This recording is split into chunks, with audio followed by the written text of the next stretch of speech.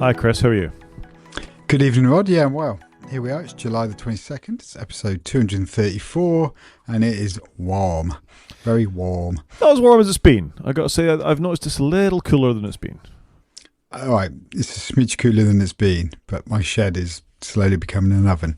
That's because you spend too long in there, man. You want to get out sometimes. Do a meeting on the outside. Touch some grass. Yeah, that would be nice. So as soon as we are done today, that is my exact plan. I will go touch the grass. Isn't that the point of iPads? They're portable. You can go around with them. You got good Wi-Fi. What's the issue? True, and I have done a lot of travel in the last week where I've been on trains, I've been in different countries. I didn't join any Wi-Fi. I just cracked on and used my iPad in how it was designed. Why can't I do that with a Mac? Because you can tether it to your unified travel router and you can still do that anyway, so I don't see the problem. As I was sat next to my brother who couldn't join his Mac to his iPhone, which was quite amusing to watch. Yeah, it sucks sometimes that. We're going to talk about me traveling with Linux a little bit later. There's not too much to say, but yeah, well, let's touch on that later. Should we fire on and do some follow-up? Let's do the follow-up. What have we got? So first off, in what will probably be quite a short show, to be honest, this is just an interesting article in the Register from the 21st of July, so yesterday, talking about the change in potential dominance to models. So we've been talking a lot about models today. Chris has managed to burn through all of his Claude tokens in a very short space of time. But it doesn't take me as long, and I don't pay as much as he does for my Claude tokens. But obviously there's a bit of an economy going on here, and we're going to talk a little bit more of that further down the show as well. But there was a new model released from China in the last week, possibly 10 days, called Kimi K3. And it's the first time that it's almost as competitive as sort of Fable 5 and GPT 5.6. And the interesting thing about it is it's an open weight model. So should you have a beefy enough server, you can actually run this in memory. And it's really close on your own data center rather than relying on someone else to do it. Now, it's super beefy, but I think that's really interesting that the Chinese are open sourcing these things. And you can get on and you can do that yourself. That's quite cool. I would love to host my own environment right now because I have been through the tokens, as you've just said, but I'd probably need a crazy big machine to do it, which I don't have, obviously. But no, I think you're right. I think the balance of power, I don't know if it's shifted, but it feels like it's become a lot more equalized, I guess, or normalized between, well, not just America and China, but just generally. It feels like the maturity level is starting to standardize. Interesting doing it. I do like that they've called it Moonshot, like the company's called Moonshot, and it's their Kimi K3 model. So I think that's quite a cool name. Well, DeepSeek did this before, obviously, and they have an open weight model that you can download and run on your machine. And I've used a few of these self-hosted models for things like OMLX or LM Studio or Olama or things like that. And they can do some basic things quite well. Even on a fairly modest Mac. I mean, my laptop's only got 24 gigs of RAM, and in it's not the fastest thing. I mean, you definitely need to run the smaller models, but it's capable of doing interesting things. It can do some code generation. It can design you some things. It's not as fast as a Claude or a ChatGPT or a Google Gemini, but they're not incompetent. And I think if the next phase of this is optimization to run on your own machines, then the Chinese are way ahead of what's going on from models in the West. Yeah, no, it's going to be, I think the next year is going to be quite interesting. There was talk, I think just while I was away, of stock, the stock's crashing a little bit in America for AI companies. But I think the next year is going to be super interesting because I'm certainly feeling it just in my bubble. People are getting very comfortable with AI now. It's certainly, it's like Google was probably not quite 30 years ago, but 20-something years ago, where it's becoming more mainstream. People get really comfortable with it. More people are signing up for it. It's just very interesting to see. And I think the next year, hopefully the bubble's not going to burst because that could be bad, but hopefully we'll get more of an even keel, I think. Well, I mean, it's going to burst, I think, at some point. There's too many companies with too much money and too much circular financing going on. We'll talk about this. Yeah, and too much debt. Yeah, we'll talk about this in a minute. But there's stuff going on, and the problem is all stock markets are flat. The UK has been flat, the Nikkei has been flat, and then you look at the only places growth is in the what do you call it, Fortune 500, or certainly the tech stocks, and they're all to do with AI. And if there is a burst, then we're in recession pretty much, apart from what's going on with these particular stocks. So I mean, it's going to be interesting times ahead. Yeah, I think so. I hope it standardized, like the tech world's standardized for a long period of time. Hopefully we can see a little bit of that. Anyway, moving on. Last week, or possibly the week before, we talked about a vulnerability in Hide My Mail. This was a hacker came out and said they've been talking about this for ages, and here's how you get around it. Well, apparently it's been patched. So this is an iCloud Plus that's got a Hide My Mail feature. So there's a vulnerability that was reported in early July, as we talked about, and then revealed that Apple had been aware of the issue for at least a year.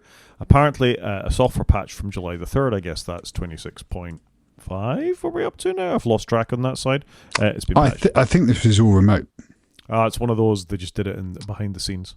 I'm not sure it was an iOS thing, but more of it was something to do with if you replied, I think, to the email. If you replied to the hidden email address, you could then find out the real email address. It seemed a bit of a stupid gap for them to have not tested for, if I'm being honest, the way I read it. But no, it's all been fixed, which is good, but apparently it took them 12 months to get there, which isn't fantastic. Yeah, that's rubbish. I think one of those little AI models I've got could help them out with that. Yeah, it's especially for a company, and I think it does say in the article, that prides themselves on security, for them to not have dealt with this, A, quicker, but B, to have had it in the first place. Not a great look. Not a great look. What is a great look is the UK is becoming quietly a leader in net zero, and we don't talk about it very much. We're not far behind Europe in this, and America's even further behind us. But when you look at more than 50%, 60% of UK energy generation being produced by wind, solar, and wave power, hydropower, this is quite a thing. And a thing that's going to help this, and we talked about it on the podcast before, was this revolution in balcony solar, which is a European thing because most people rent their houses. Most rented houses are flats. Flats have balconies. You stick your solar panels on the outside, and you can generate little micro solar generation things from balcony. What this means for the UK is plug-in solar, basically. So if you've got a couple of solar panels and you've got a micro inverter, you can convert get this the right way around, the DC power from a solar panel into AC power for your house. You can just plug it in with a 3-pin socket, and without doing very much more than spending 300 quid and having that, you can save yourself about a third of your electricity bill on a decently sunny day. That's pretty cool, isn't it? I've got my eye on some of these because I could easily hang one of those off my shed, south-facing. You know, it would be quite easy to do. Got a nice flat roof where you could probably wedge some of these on. So I've got my eye on some of these. I've already got some solar panels, but I am not against a few more. No, I think it's probably quite a good thing. And there's a few companies popped up around. One called EcoFlow I've got my eye on, who will sell you an inverter and a couple of solar panels to the tune of about 600 watts for just over 300 quid. And you can obviously mix and match a bit more with some of the other things. I'm hoping I'll be in a position within 6 months or so that I'll be able to try some of this stuff out myself. I mean, I could technically try balcony solar, but I think there'll be issues for parts of the UK that live in flats, or you're a leaseholder, or it's not freehold or something like that. So, but I think this stuff is super interesting, and particularly if you can pair it with some sort of battery. So the microinverter, there's obviously no storage on. If you're out in the day, then a lot of that power may be going to waste. But it's still, if you've got your Xbox on standby, you've got a fridge running, you've got stuff like that, it's going to take the edge off that kind of thing. So the prediction is, even on a day, a third off your power bill, that's not bad.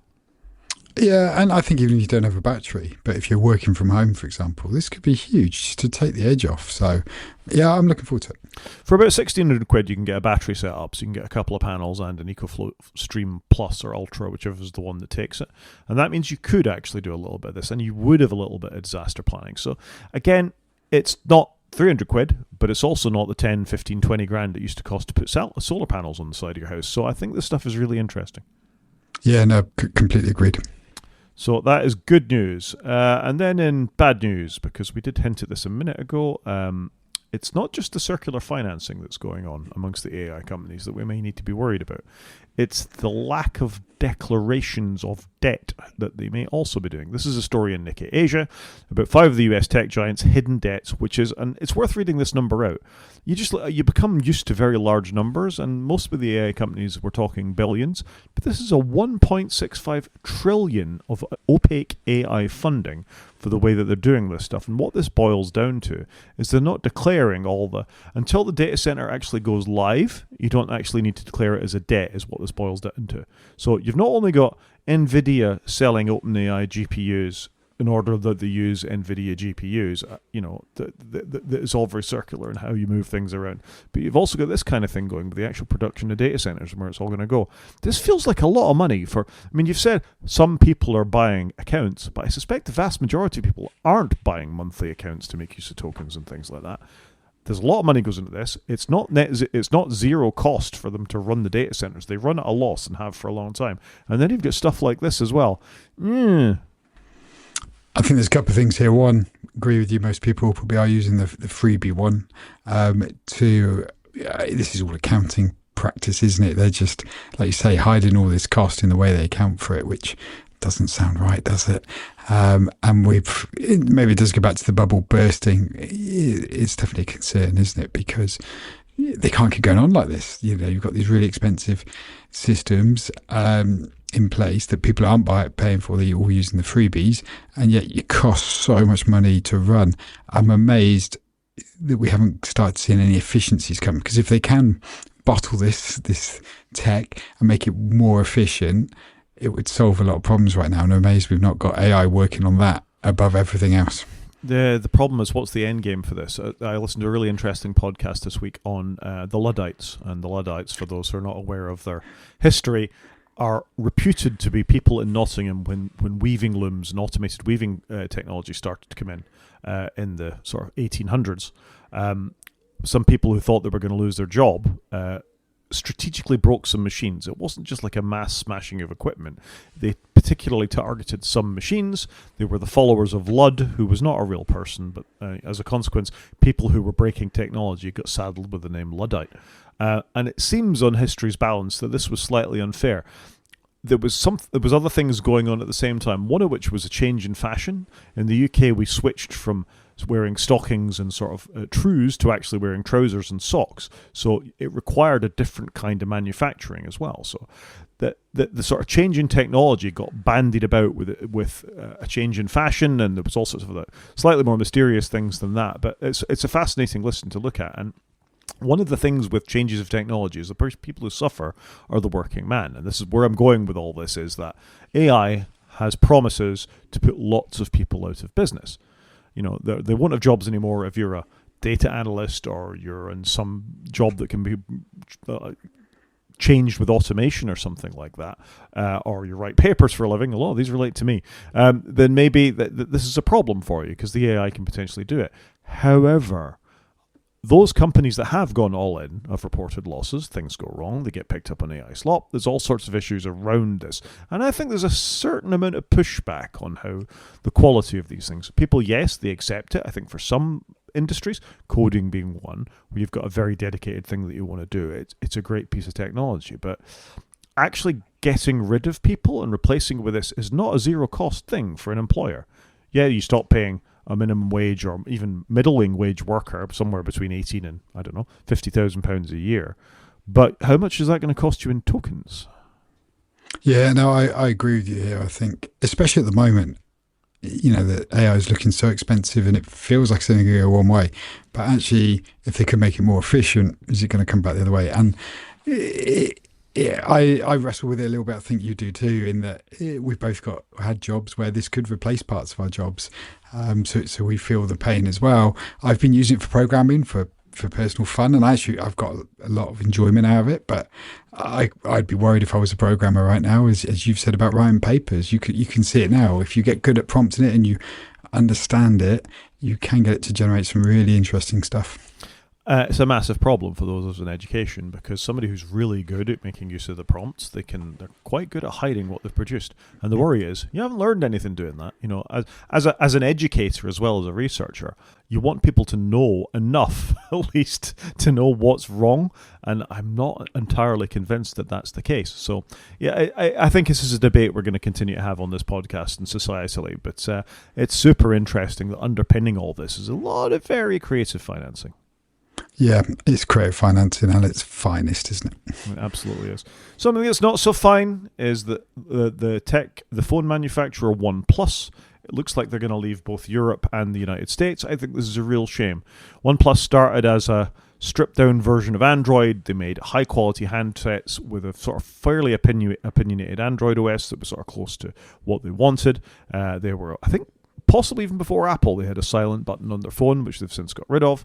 They made a few compromises around cameras and things like that, but always well-regarded handsets, a subdivision of the Chinese company Oppo. I think it's really a real shame that they're pulling out of these markets because we're losing interesting phones.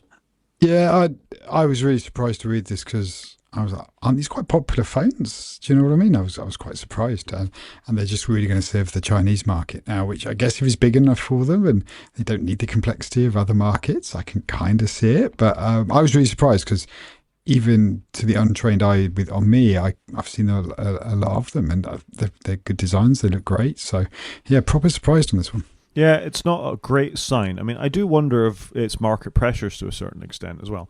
The American market and to some extent the European and UK market, we buy Samsungs, we buy Pixels, and we buy iPhones. And it's probably a smaller cut of the market, and OnePlus was probably the market leader in that sort of smaller cut of the market. But with the pressure of RAM shortages, manufacturing costs and all the rest of it, presumably if they go all in on Chinese manufacturing, they can fit Chinese RAM and all these components that aren't challenging to some markets out there. And maybe it's just easier for them at that point. They can miss a lot of these manufacturing hikes. And is it a big enough addressable market? I'm guessing it is. So there's a lot of people there. So maybe it does make sense if I'm sure they've spreadsheeted this. If they've got a spreadsheet that says just do China and cut all the other complications out. You can see it now, right? Well, there's China, there's India, there's South America, there's other markets that are probably more profitable. And with Europe and particularly pushing back on a lot of the AI stuff, there's been news this week about them wanting Google to open up access to all their APIs related to Gemini on their phones. I mean, Apple notably hasn't released its new version of Siri in the EU, and there seems to be no progress in that. John Gruber's going mad about that. If you've been following Daring Fireball, he's lost the plot about how insane the EU is to be stopping all these changes in technology going forward. I think it's a really uncertain market at the moment. I would concur with you. And if it's only a small percentage of what you do, do you need that? So I can see why they've done it. News? Let's do the news. So back to AI, because there is no escape. It is the product that keeps giving in a dearth of interesting tech releases. Although I think the Samsung Unwrapped event has just happened and they've got some new smartphones out as well, but we've left that a bit late to comment on. Samsung have an event? Samsung have an event. They released their new generation of S27s, or I think it's actually their foldable events. So it's their Flip and Zoom or whatever they're called. Their foldable phones are called at the moment. But anyway, we'll look at that next week. This is the story. The OpenAI was actually the source of a denial of service attack against Hugging Face. So Hugging Face is the area on the internet where you go to find models, what models are hot, what their benchmarks are, what their quantizations are, what they'll run on, all that kind of stuff. And OpenAI was an operator of autonomous agents that attacked all of Hugging Face last week after a research project escaped sandbox by finding and exploiting a zero-day flaw. Well, that's great and very reassuring, isn't it? That one of the best known model manufacturers is actually running denial of service attacks against websites. It's not a good look, is it? And I think we've covered Hugging Face before. I did go and have a look at it, and I was like, I think it's for the kids. I didn't know what I was doing. But yeah, not good. So it used a zero-day flaw, and then it used another zero-day flaw to launch the attack. It was like, okay, fair, it's clever, but it's not a great look, is it, for OpenAI? No, but this is our worry, isn't it? That these more advanced models, and we talked about Anthropic holding back on their Mythos series of models, that you'd have this agentic attacker thing going on. So you set up your agent on your server farm or your computer or whatever it is, you ask the agent to go out there and do it, and it goes and does exactly what you asked for, which is attack this website, get the credentials, and then exploit it. And then that's I mean, Hugging Face is a website that hosts models, so that's one. It's obviously a well-known one if you're a purveyor of AI-based machinery. But what if it's the Pentagon, MI6, UK government, Brazilian government? Where does this end when you've got these kinds of agents autonomously able to go out and continuously seek flaws? It does make me worry. I'm with you on this. Like, it is a concern, right? It's a big concern. I'm not comfortable with it. And you'd have thought they'd have better controls in place to not let this kind of thing happen, but clearly OpenAI in this scenario it let it happen, and now they've got to apologise for it. I mean, I like this reference. So OpenAI says it runs these tests in a highly isolated environment with network access constrained to the ability to install packages through an internally hosted third-party software that acts as a proxy and cache for package restraints. This is the registrar's comment. The company's models decided not to be bound by these constraints. Yeah, here we go. Do you want Skynet? That's how you get Skynet. It does feel a bit Skynet-esque, doesn't it? I kind of want to go back and rewatch Terminator 2. Yeah, I think we're a little bit later than the predicted date, but it's feeling a bit like it, isn't it? James Cameron might have got it right in the early 90s. Yeah, but he's just started doing Smurfs since, hasn't he? So I did actually see somebody on the plane watch that the other week, and I was like, oh, right, somebody's actually watching Avatar. It's getting pushed pretty hard by Disney Plus, I know that. Or maybe that's it. I don't have it at the moment. I think we talked about it in one of the media episodes. I watched the second one not that long ago. This is the third one, Fire and Ash, I think it's called. It's coming out. Just show us. I know all movies are CGI these days, and good CGI is just hidden CGI. I don't want to watch Smurfs, though.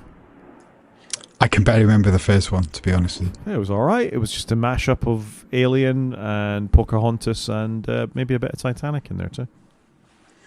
Yeah, I'm good. I don't think... I'd rather spend the time on something else, I think. Fair enough. Somebody else would rather spend the time on something else is Airbus. Airbus is obviously possibly the biggest manufacturer of passenger jets at this point, but certainly they're neck and neck with Boeing and have been for quite a while. Amazing success story for Europe. Lots of European nations deciding to go toe-to-toe with Boeing and build passenger jets that are reliable, well regarded, and in the last couple of years particularly, I think they've been very much in people's minds as being, if you got a choice of what jet you'd want to fly on, I think you'd pick an Airbus rather than a Boeing. Yeah, I don't know enough about planes. I did like this article though, because they managed to use as many airplane puns as they possibly could get in. Like, you've got runway, you've got pushing the throttles forwards, repatriation, and various other bits. I thought it was quite cool. But you know what? Why wouldn't you? If you're a European business, why are you going to be hosting your data in America? I mean, we didn't say that. I was kind of building up to what the article was about, but sorry, that's all right. So this is the story. We've been talking about European sovereignty and people getting nervous about the United States holding their data. If you're a large company with lots of corporate secrets, or you do your management or planning, or presumably your aeronautical design, all that kind of stuff with them, you'd be a bit concerned about Amazon Web Services or other United States companies putting all your data in those clouds. And this is the news that Airbus are looking to move some of their services, at least, to a French cloud provider called Scaleway. And I'm with you. I think this is kind of a no-brainer for them. What got me, though, is they've got 900 applications. That's a lot of applications, like, to look after. We've just been talking about AI finding vulnerabilities. If you're running 900 applications, you've got to assume there's going to be some vulnerabilities inside some of them.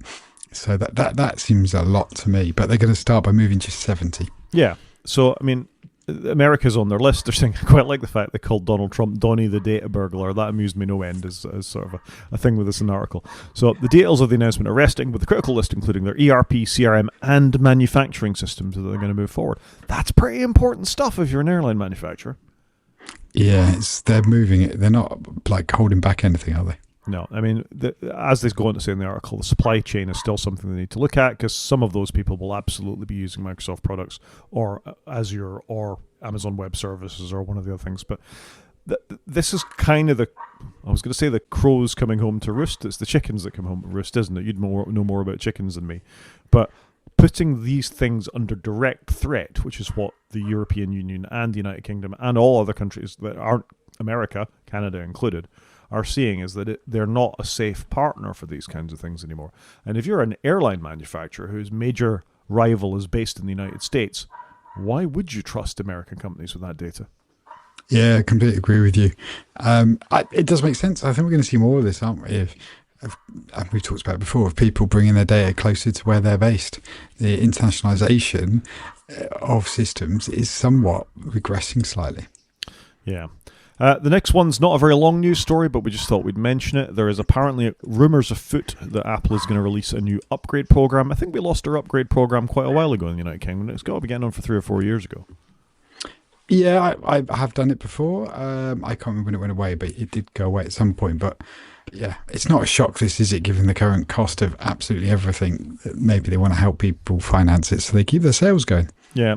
So this is due to launch on July 28th, so maybe we'll be talking about this on, next week's podcast, if we manage to do that. Feeling that'll be the week after. And it will just change upgrade pricing. So you'll have a 24-month lease, presumably with zero finance or something like that, on iPhones, Apple Watches, and there'll be 36-month leases for iPads and Macs. The rumour that this may not be all that is apparently it won't apply to base models, so you won't be able to buy the very cheapest phones, Macs, whatever, with this program. They want you to step up to the next level in order to get the money worth out of it. They want you to get some more debt, because why wouldn't they? I don't like it when they do that. I kind of get why they're doing it, but I don't like it.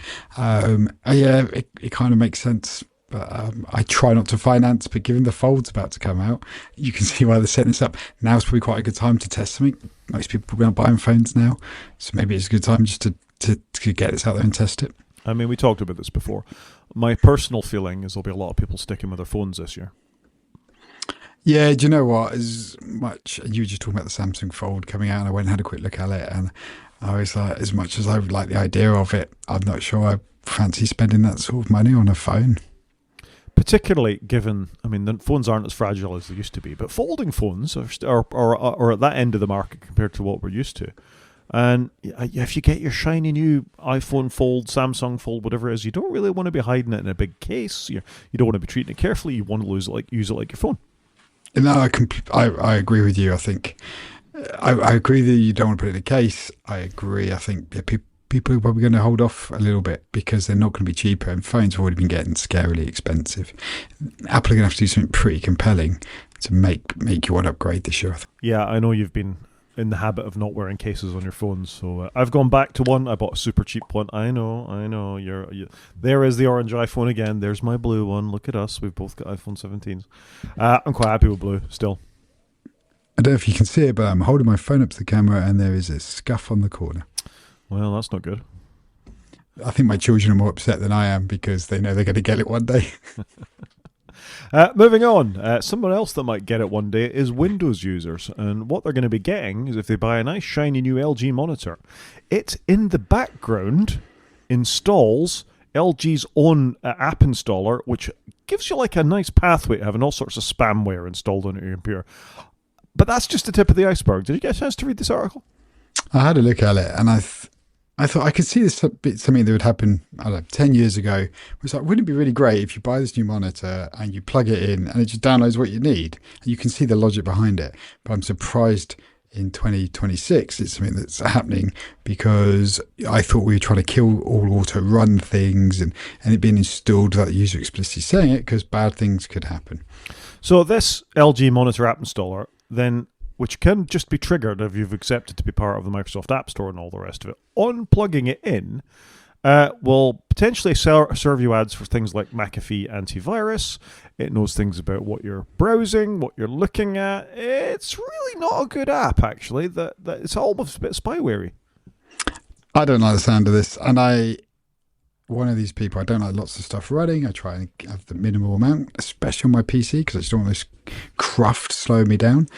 This would really annoy me. This whole setup would really annoy me. So the statement is, LG technically possesses permission to use all system resources as well as collect geolocation, device data, online activity, contacts, user credentials, transactions, and more. Well, that's just fabulous. Just fabulous. Yeah, it's all bad, isn't it? Like, why do you need all that stuff? Just to plug it in your monitor. Yeah, I think this is awful. And I don't know who's worse here. Is it LG for doing it or Microsoft for allowing it? I think both. Like, just because it's there doesn't mean you should use it. Like, Microsoft, you need to sort this out. This is stupid.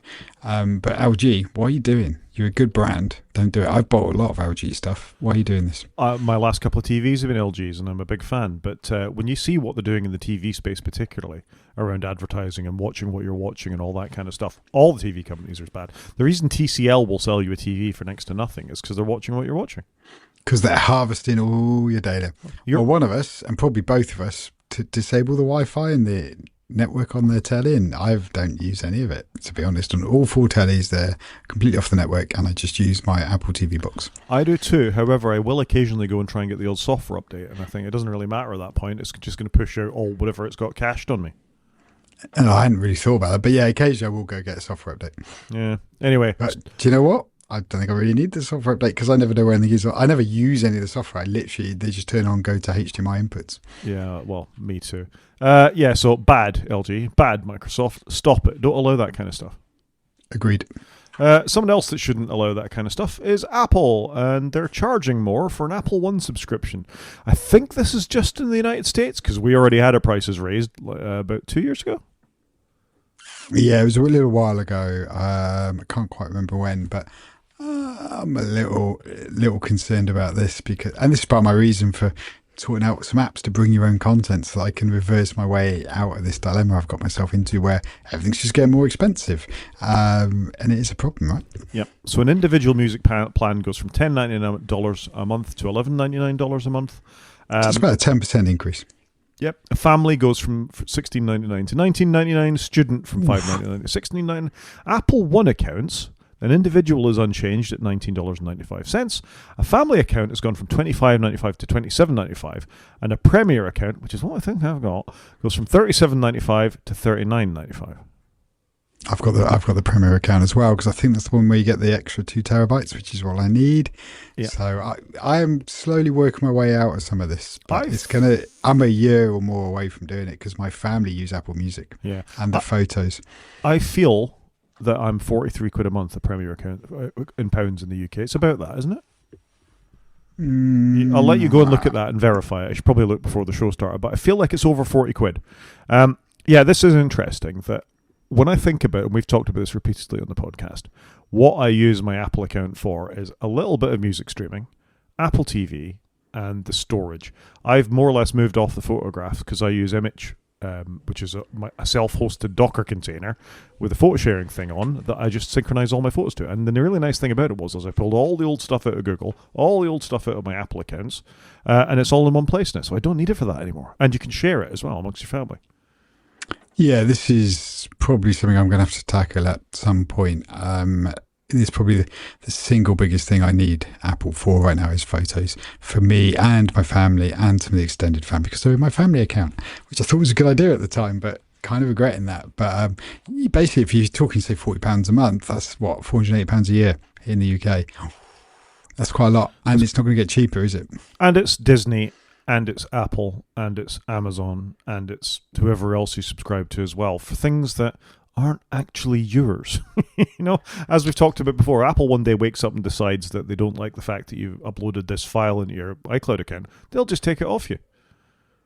Yeah, and we're going to talk about that a little bit in a minute, aren't we? Yeah, we are. So, yeah, I think this is not a great sign. It's not like the company is doing badly in the market at the moment. I don't really think they need to be doing this. And it's funny, when I see these discussions come up on Reddit and places like that, you get a lot of people defending Apple going, well, their job isn't to be good to the consumer. It's the responsibility to return profits for the shareholders. And I just feel like that's capitalism gone mad because ultimately, if you drive your customers away, then the shareholders are going to suffer too. Premier here in the UK is £36.95, and you have to get that one if you want News Plus and Fitness Plus. So actually I could drop down to the family. Oh no, the family one only comes with 200 gig. You need the Premier one to get 2 terabytes. Yeah, so they've got you. They have got me. So I need to work out how much 2 terabytes is, and can I get it if I go on the family account? Is there a saving to be had in there? It's interesting times. It's expensive times is what it is. It really is. Car corner? Let's do the car corner. So there's a story here for me, and there's a story I'm going to let you talk about just because I thought it was interesting. I found it for you, Chris, but I knew it was right up your alley. So the first story for me is I just thought this was the most amazing attack surface that I had never even considered. So this is a story in the SailFlow about how most CCS2 chargers, which is the charging standard in Europe and not in North America, but the CCS standard is what you'll find in Europe, the UK, and everywhere else except America because they've got their own weird North American charging standard. What this boils down to is if you can get a little bit of hardware together for the cost of about $150, $200, you can actually hack into some particular types of charge port and have complete access to the charging provider's network. I just think this is incredible. Yeah, I'm surprised. I'm not surprised by this because I used to have a car charger. Well, I still have a car charger. I don't use it a huge amount, but you can upgrade all the firmware in it. It's on their network. I'm not surprised that there is mechanisms to get in there and exploit this. And again, they're all out there in the wild. They've probably shipped unpatched, and you can see here that you're saying that the username and password is root, which isn't great. But then what do you do? How do you put something on it that you can log into if you have to fix it, I guess, with an engineer? And how do they support them? But companies just aren't built for this, are they? So they just do the easiest thing. But just do nothing. You and I are IT professionals, and we wouldn't deploy a computer out into the wild with root. Agreed. No, you'd use something like Microsoft Labs where you have random passwords and they cycle them in. They're all stored centrally. This is madness. I agree, but I am not surprised. You know, the technology to encrypt an SSH connection from a Linux machine has been around since at least 1988, 1989. Yeah, I would say something like that. Certainly since the 90s, when you and I, the end of the 90s, beginning of the 2000s, since you and I went to university, that this, hardening an SSH connection is not a hard thing to do. Keep your keys on one side and have the public key on the other, so only those machines that have got access to the keys can connect to it. Simples.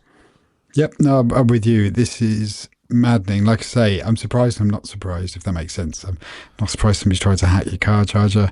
I'm probably not surprised they've used root as the username and password. It's mental. But what this means is they've created this EV simulator, which you then connect to the charging thing. And what that could let you do is disable cooling on the charger, manipulate the power it's delivering, so let you get the charging for free, falsify the data, so you're sort of thieving that energy out of them, coordinate fraud onto the grid.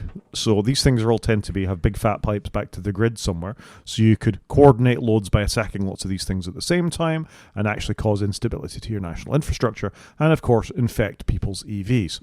So what seems like a fairly trivial thing, maybe I'll get some cheap energy, the repercussions for that could be really quite serious.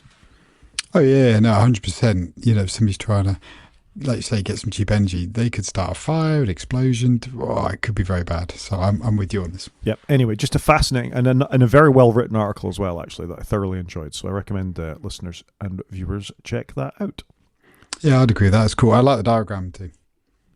Chris went to Spa to watch some cars go around the track at speed. Do you want to tell us about this article? So I did. I went to the F1 in Belgium last weekend with my brother. And you know what? We could have done anything. It was just great to go and do something different. And we went abroad and we had a great time. And what a lovely bunch of people we met. And there was a lot of people there. But what they're now talking about is, and there's been a bit of controversy this year with all of it, because you've got people like Max Verstappen basically going, the new cars, and it's a new era for Formula One, all new engines, and they're using like battery power, and basically at certain points on the lap you can just push a button and go faster, and Max Verstappen's been likening it to playing a video game and you just push the button, you overtake them. I didn't do anything clever. And so you had one of the key drivers' issues was second in the championship. George Russell was going up a big hill, had no power because they can't work out what's wrong with his car. You might have then had a prang with Lewis Hamilton on the first lap. So we spent all weekend working up to this moment and he did half a lap of racing. Could you imagine how frustrated you'd be?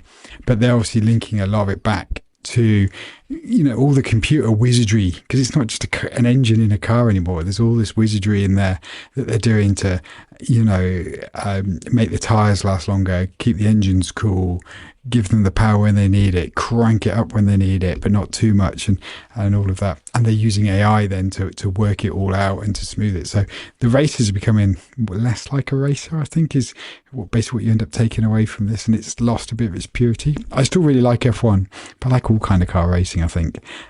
So yeah, a little bit frustrating, I think, is where George has got to. He wouldn't talk to anybody when he came off. He didn't wave at the crowd. He was nearly in tears, I think, because he's literally his whole weekend build-up lasted, like I say, half a lap, which is about a minute.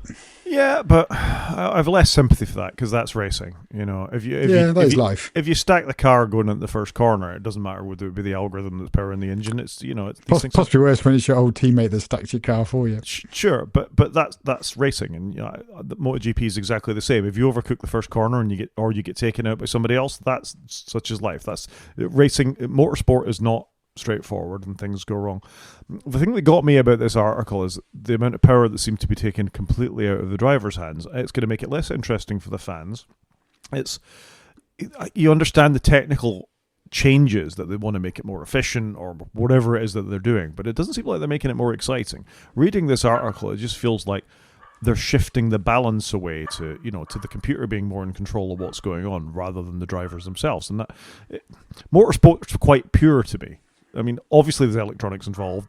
They get faster every year, even though I presume the cars are the same as the bikes. They tend to like going down on engine sizes, and all the other things become more important. And the electronics are more efficient, and to keep the tires on the track, blah blah blah blah. But this seems like a step too far, where you are taking it almost entirely out of the driver's hands at some point, and that doesn't make for exciting racing. No, I'd agree with you. I think, and it's getting further away from where it started. The purity of it all. So I don't disagree. I still enjoyed myself. I do like F1. I don't know why. I can't explain why I enjoy it, but it is getting more and more about the car, the computer, the tech than it is about the driver and the engine. And that's true. This is an interesting article, but just again speaking about motorbikes for a minute, we've had the same thing in the top class of MotoGP, where you get all these devices that lower the bike. So when you're on a straight, there's ride height devices that actually drop the whole bike down quite a lot, so you're more aerodynamic, it sticks to the track more, and then they're meant to release when you come into a corner, because the GPS knows where the bike is in the corner. So when you come to a corner, you've got more suspension travel as you hit the corner. Bikes obviously lean over or go around corners. You need that, and we saw somebody did lose a race because the ride height device stuck on because the computer decided they were in a different part of the track. So the same thing is happening in the sport I liked it. Yeah, it's not good, is it? The thing I always liked about racing is it's the man or woman in control of the machine that can make a difference. All the manufacturers are different, but they're standardized to such an extent that it's the person behind the wheel or sitting on the bike that can actually... You see somebody at work when you watch motorsport, and I don't think you see that anymore. No, I wouldn't disagree with that statement. I mean, don't get me wrong, it's still a tough job, and you still need all the fitness and everything, but it is very different to how it used to be. Yeah, they get paid pretty well for it. Yeah, that's fair. Media? Go on then. So I've only managed to watch one thing this week. I noticed you didn't add anything, so you've watched nothing this week. No, I haven't really. I mean, the telly's been on, but I've not really watched anything. I was away, so I was away for 4.5 days. So I haven't watched much either. But one thing I did see is apparently there's a RoboCop TV show coming. Now, I love RoboCop. It's one of my favourite films from the 80s, and of the 3 films Paul Verhoeven made in those, which was... Let me try and get this right. Starship Troopers, RoboCop, and I want to say Total Recall. All 3 of them are terrific, but RoboCop may be my favourite in amongst those. Yeah, I feel like I should go back and rewatch this because I've not seen RoboCop in a long, long time, and I feel it might be worth a watch. It's totally great, and it's because they couldn't get the rights for Dredd to do it, because RoboCop is basically Judge Dredd. Anyway, yeah, fair. Anyway, that might be why I like it, but no, it's a hyper-violent, over-the-top sort of depiction of what might become of the United States when you let your AIs and automation take over. So maybe there's a salient tale there for us all as well. Anyway, I think it's going to be interesting, and I'm going to watch out for this. If they can sort of capture the spirit of that sort of hyper-violence and satire that was directly aimed at media and capitalism and consumption, they'll be doing quite well. Yeah, I think that's the key. Is can they do it? Can they do it and keep what we enjoyed about the first one, but bring it up to date? And that's tough to do that well. So I'm interested to see where this goes. They've got an executive producer that co-wrote the original RoboCop film, so I mean that's something. I would point out that RoboCops 2 and 3 were dreadful, and I think there was a kids' TV cartoon which broke my mind slightly that they'd allow that to happen. But the 80s and 90s were a different time. So yeah, well, let's see where this goes. There was a half-decent game that came out last year as well. It was available on the PlayStation. Yeah, so colour me intrigued. Yeah, agreed. I'm with you on this. I managed to watch a new TV show, or at least 3 episodes of a new TV show. Anyway, have you heard of The Americans? I've heard of it. I can picture the poster art. That's the one. Never seen it. It used to be on Amazon. I don't know what it's on now. It's on Disney now. Okay. And I was a bit like, Americans. I don't know what that's about. But it's basically set in the 80s, and it's 2 KGB spies implanted inside of America. Okay, that's quite cool. While all the stuff is going on, like the Star Wars program and Reagan, refusing to take part in disarmament talks and all that kind of stuff. So it's a really interesting point in history.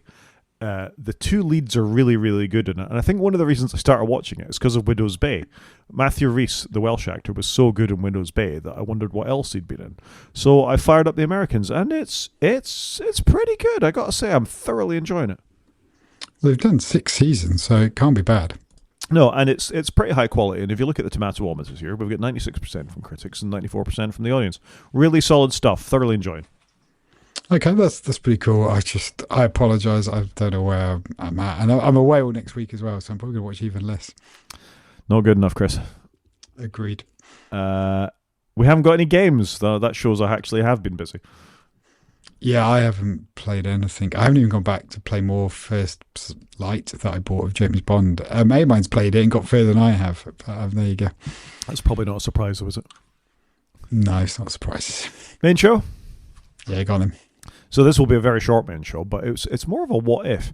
I saw this article earlier in the week on Ars Technica, sorry, about what happens when your vehicle outlives its cloud. And it kind of touches on a thing we've been talking about for a fair bit on the podcast, which is what happens when the manufacturer gets bored. And we've really talked about this in terms of Sony taking away movies you bought on the PlayStation Store, or Steam deciding they're going to revoke some keys for a game you downloaded.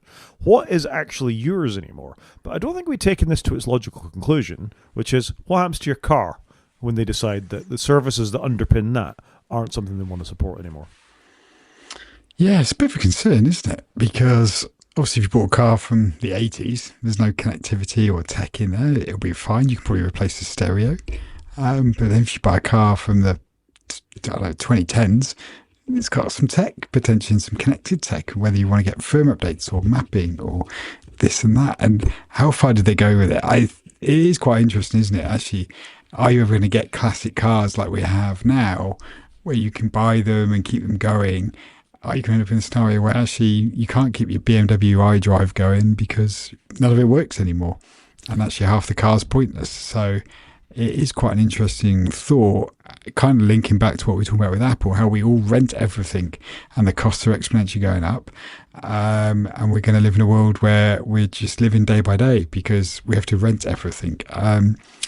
Yeah, it's a bit of a concern. And I'm somebody who's gone back and bought 2 old cars, and you're in a similar boat where we've gone the polar opposite way and having less connected tech. And I don't think I want to go back to more connected tech. I don't think I need it.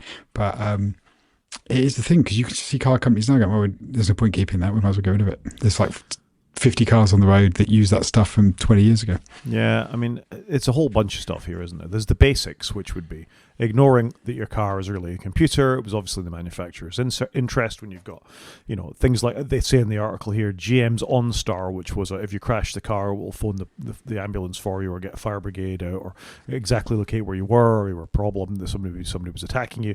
And that kind of stuff sort of passes the sniff test for being a reasonable use of technology. That if you're in a position where you can't phone to say you've been in an accident, then you kind of want a little bit of support for that. But then the next step is, okay, so now we've got a SIM card in the car. Now we've got a SIM card in the car, we're going to give you mapping, we're going to give you the ability to connect to it, maybe de-ice the car or warm it up before you get in it, or cool it down before you get there, wind your windows down, silence your alarm, things like that. Oh, and while we're at it, we're Tesla now, and the car is basically a computer.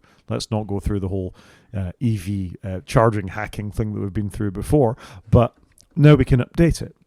So we don't need to get your car back into the garage to carry out major software updates to it. We can actually do that remotely. But if that goes away, if your car requires a web server, and I vividly remember we talked about this in the podcast, some web service went down and a load of Tesla owners couldn't unlock their cars. Do you remember this? No, I don't remember this. I think it was just before I got mine. Something went down and none of the keys would work, be it the web side of it, be it the Bluetooth side of it. None of the keys would work. So you basically had a useless lump of metal until they fixed that service. Kind of reminds me when like BlackBerry BBM went down or something stupid like that. You're right, and we are becoming more reliant on it. And I did have a BMW and I used Apple Car keys. And you kind of always have that little thought in the back of your mind, am I going to be able to get my car when I get back to it? And I risked it for a few years and it was solid, but you never know, do you? And you're right, this is the thing. Are you in 20 years from now going to be able to drive your 2018 Model 3 Tesla? I don't know what year they came out, but do you know what I mean? Like, will it even work? Or will it literally just be scrap, which would be a complete waste? Whereas if you buy a regular car, it's pretty much usable. Well, this is the thing, isn't it? That on the first pass of this, you think, if you're going to lose access to the fact that you can't heat it in the morning, that's not such a big deal. But not being able to get into it or not having the authentication to start the engine or turn it on if it's an EV, that's really more of a problem. And you remember how up in arms people were about BMW charging a subscription for heated seats? Yep. So if you follow that through to its own conclusion, well, actually, you may have spent, let's face it, EVs aren't cheap, between £60,000 and £80,000 on a high quality vehicle. You pass it off with the massive depreciation that EVs have got now, and then in 7 years, 10 years, 15 years time, it just doesn't work anymore because those back-end services, not only to start up the de-icer, but fundamentally to get into the blooming thing, don't work. It's a slightly worrying future. Do you think they're going to last as long as 15 years? Well, let's face it, there's some Tesla Model S's that are over 15 years old that still work at this point, that have done, ridiculous mileage, 500,000, 600,000 miles. So I think the batteries just about will last. But yeah, okay, fair. It'll be interesting to see what Tesla do, because they're probably going to be the first company hit with some of this, like where they've got some old tech out there. Unless they've been good and kept their old stuff going, I don't really know how the software stack works in a Tesla. But you think Hyundai have that, and Kia had that massive problem where drive-by hackers were able to unlock the vehicles, operate the cameras, do all that kind of stuff. So the security might not be great. How hard will it be to put up a rogue web server that actually takes over an unsupported vehicle and gives you access to all these people's cars? Just get AI on it to find some bit exploits, because there's bound to be exploits in all these cars, because they're invented in a different time, aren't they? They are, but and again, just to stretch this out a little bit further, somebody has reinvented Command and Conquer. You'll see where I'm going with this in a minute. Because there was no back-end web services for it. So if you wanted to play an online game of Command & Conquer, it didn't exist for a while. So that's why somebody open-sourced it and reverse-engineered all the back-end stuff to make the servers work to get the game to talk to each other. Is that where we'll end up with cars? Will mechanics be having to fire up web services or encrypted services to get cars to work in a couple of years? Will it be mechanics or programmers or just prompt vibe coding with an AI bot to do it? I watch mechanics just plug in laptops to ODB ports these days. Of course there's mechanical bits that you got again. As somebody who's just had his timing chain done, I know very well there's mechanical bits on my old car. But my Tesla was an appliance. Yeah, there's less and less mechanical bits as we go on them. I just think it's super fascinating. And a well-timed article by Ars Technica that we actually start thinking about this. And it's making me, maybe I don't want a car that's a lot newer. Maybe I don't want another EV for all the advantages that they bring. Maybe I'm happy at around 2018, 2019 and no further forward than that. That's pretty much where I got to with it. I was quite happy with my 67 plate car I used to have. And part of me always thinks I should have kept it. Well, my Skoda, I should find some wood to touch, is still going strong, and I think I might do one more leap to the future at some point, but I don't know. Thing is, they are quite appealing, and if you look at the value of some of the second-hand EVs, you can get a Porsche Taycan for just under £20,000, and that is a huge amount of car for what was a £100,000, £110,000 car. That's a huge amount of car with probably a big bill if it does go wrong. Well, there's that, and then who knows, in 5 years' time, maybe it won't start because it's gone off you, or the web service. I wouldn't mind a Taycan, to be honest. If I had an electric car, I'd want one of them. There's a few nice ones around, isn't there? Anyway, just an interesting thought experiment. Maybe we'll return to this at some point. Because let's face it. Go on. Who's going to be the first car manufacturer to do this? Good question. Who'll be the first one to go under? I mean, we've seen... Not to go under, but to start turning stuff off. And it becomes a bit of a scandal, like BMW doing subscription seats heaters. Who's going to be the first one to start turning stuff off? I think the EU will have our back on this. You've got to keep making car parts for, what is it, 10 years after the manufacturer they stop making a model or something like that. There are minimums on some of these things. Okay. Yeah, I'm curious to see where this is going to go. Tesla. I think it will be Tesla that will be the first to start turning EV stuff off. But if you bought a Fisker, they went out of business real fast, right? I still see the odd Fisker here in the UK. There's not many of them. Fail fast. That's the mindset, isn't it? Fail fast, fail forward. Chances are your Fisker may not work for. That's the company. I don't know if you remember this. That had a limited number of fast starts. You only had 500 fast starts or something like that. If you were going to push the EV to its absolute limit, $499, $498. Marcus Brownlee did a video on it. You definitely want to have a go in the press car if you're Marcus Brownlee. You do. Although he did get caught exceeding the speed limit a little bit himself anyway. So that was that. I'm glad we talked about that. Obviously, neither of us have come down other than the fact it's a bad thing. I just wondered if you had any questions about me traveling with Linux rather than taking my Mac away with me. I went away with a framework laptop that was running CachyOS. Any questions for me? Well, I was away and I just took my iPad, so it's a different world. So I do have some questions. One, did you miss anything from your Mac, or are you reaching a position like me where actually you're in a position where you're not tied into your iCloud, and because that's probably what I would miss is right, just everything's all in sync. Did you have any issues like that? The only thing I was concerned about, and it didn't cause me a problem, was the battery life, because battery life is nowhere near as good as modern Macs. That you will burn through a battery in 3 hours if you're screaming with everything on it. And I didn't have the issue. I managed to travel with it. I was on airplanes with it. I was on trains with it, and I don't think I got below 40% at any point. So, and I was just using it as normal. So yeah, I might have plugged it in a bit more than I would have the Mac because I was aware of that. But that was my biggest concern. My other thing was, historically, they've not been that great at any sort of sleep mode, so I was switching it off more than just shutting the lid and walking away. However, old school. Old school. But this time I just shut the lid and walked away, and it was fine. It got its network connection every time. Pretty much everything just worked, and it was a bit of an eye-opener to me that my fears about traveling with not a Mac just went away. I just used it as my computer, and it was reliable. Everything worked. I didn't need to restart anything. Nothing crashed. It was like traveling with a reliable old friend, frankly. It was good. So why did you do it? To see if I could, as much as I... And also... And you didn't take your Mac as a backup machine? I didn't take my Mac as a backup. I had my iPhone, obviously, but I didn't take a Mac. I didn't take an iPad. My pure computing device for over a week while I was away in Europe was a Linux machine. Fair play. Did anybody notice that you just had a Linux machine? Is it quite normal in your circles? No, because everybody just assumes it to be Windows. A couple of my colleagues were like, "Why have you got that, Rod? Because where's your nice M5 Mac?" And I said, "No, I'm traveling with this just to see if I can." I think I told you before. I once got spotted on a train with the framework. And somebody went, "Oh my gosh, is that a framework?" And he just wanted to know that it was a framework laptop rather than it being... rather than the OS, he was into the hardware. Rather than he was into the hardware more than anything else. I did get a couple of Europeans sort of nodding approvingly because I was running Linux, which I quite like. Good.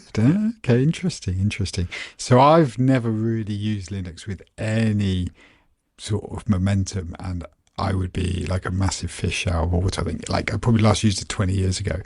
I would probably need to start building up my comfort first. Before I do that, and I am debating doing it on my gaming PCs as we've discussed, but sadly SSDs are so expensive I don't want to buy a spare SSD right now. Things have changed. I can see why you're doing it. I think it's quite cool, and I was trying to explain to my son, like, it's quite nice trying out a new OS because everything's a bit different and it's nice to play with it and have something that isn't the same old thing that you've been using for the last 20 years, which in our case with macOS is pretty true. Like if you look at macOS today compared to 20 odd years ago, I know a lot's changed, but it's not that different.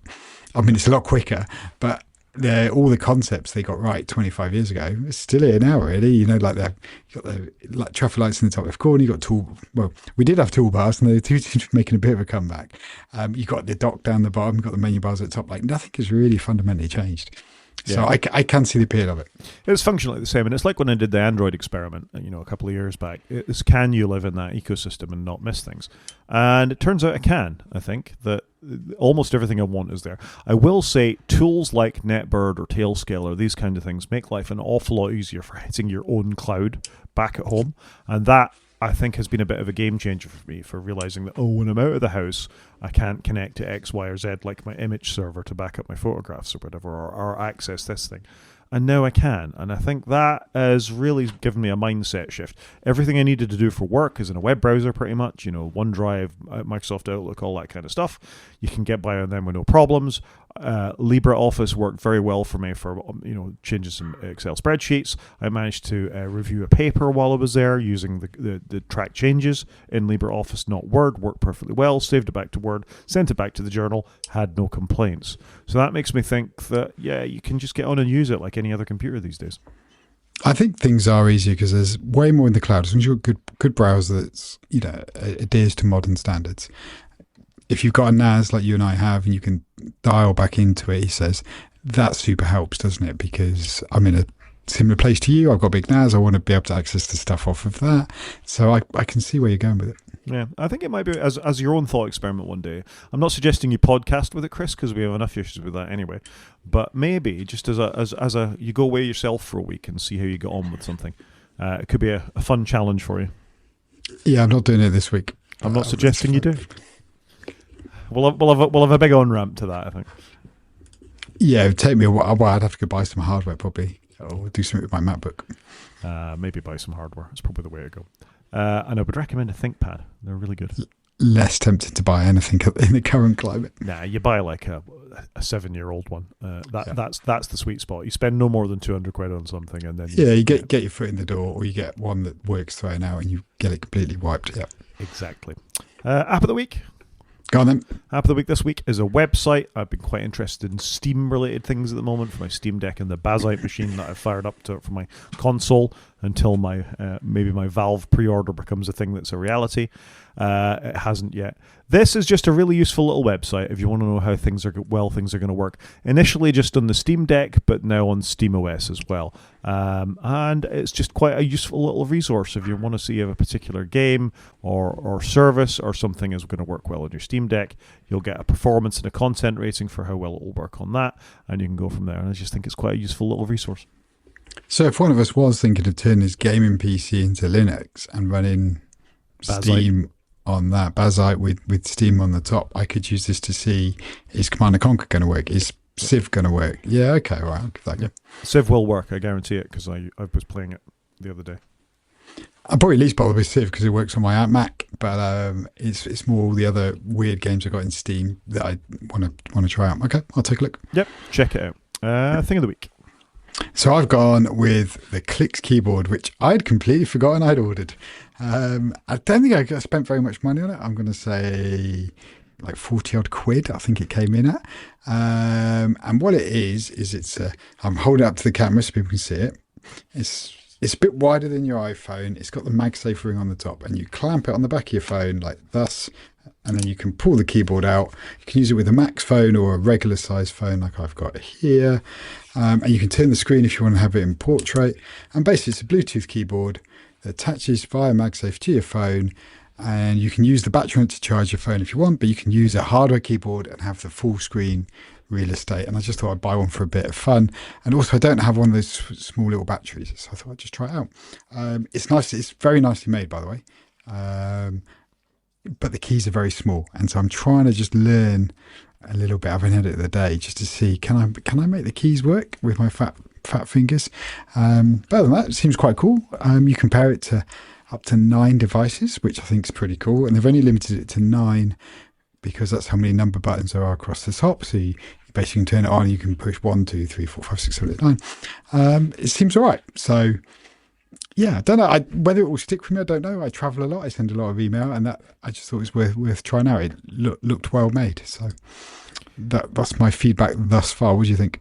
Yeah, I think it's interesting, isn't it? It's one of those gadgets that you think, that'd be quite handy if I had a keyboard. I'd have more real estate in the phone, but the reality of actually using them without all the tech that BlackBerry sort of perfected for fat fingering a keyboard is quite a big deal. I think it's a good idea. They've made it into a power bank as well. That's really quite useful. That'll keep your phone topped up. And I think it's cool. You compare it like to your Apple TV or your iPad, for example. So I think that's quite neat. So it is just it seems quite well thought out. It's not just a one-trick pony. I actually spent £60 on mine. It was 50 quid with £10 worth of taxes on top. So I'm going to give it a go. And it's USB-C to charge it, so that's good. And like I said, I don't have a power bank, and I am running the beta of iOS 27. So battery is a little bit of a premium for me at the moment. I'm going to give it a go. I'll let you know how I get on. Interesting, yeah. Follow up with this because I'm always interested in this kind of thing. 76 quid. It's on the edge of something I'd be buying at the moment. Do you want to see something else that's arrived but I haven't really tried? Why not? Let's go for it. So, talking of weird tech you can stick on the back of your phone, I've got one of these. I don't know what the brand is. Think I don't know how you pronounce it. So it's XTEINK. It came at the same time as my Clicks thing, weirdly, but it, like the Clicks thing, will attach to the back of your phone, and you can have an e-reader on the back of your phone. You can put your books on it, And again, it's part of me heading towards the bring your own content piece. And I just thought I'd try it out. So I've got it on the Wi-Fi, but I haven't worked out how to get back onto it yet. So it's got a little micro SD card in the top, and it came with a converter. The only annoying thing with this is it's got like a magnetic charger, which looks like a smart connector on your iPad. I'd rather it be USB-C, but I'm going to give that a go as well. So I would say, I don't think I've recommended it as an app of the week, but Calibre is what you want. The free piece, the open source piece of software that converts books from one thing to another. Yeah, I may well have used that already. There you go. There we go. I think we call that a show, Chris. I think so. So if anyone wants to get in contact with us, you can get to Rod on Mastodon. He is G5Maniac at Mastodon.scot. I'm also Mastodon, and I'm at _CJP at Mastodon.social. You can watch it on YouTube by going to wakefromsleep.com and click on the YouTube link, or you can drop us an email, wakefromsleep@protonmail.com. Talk to you next week, Chris. Cheers, Rod.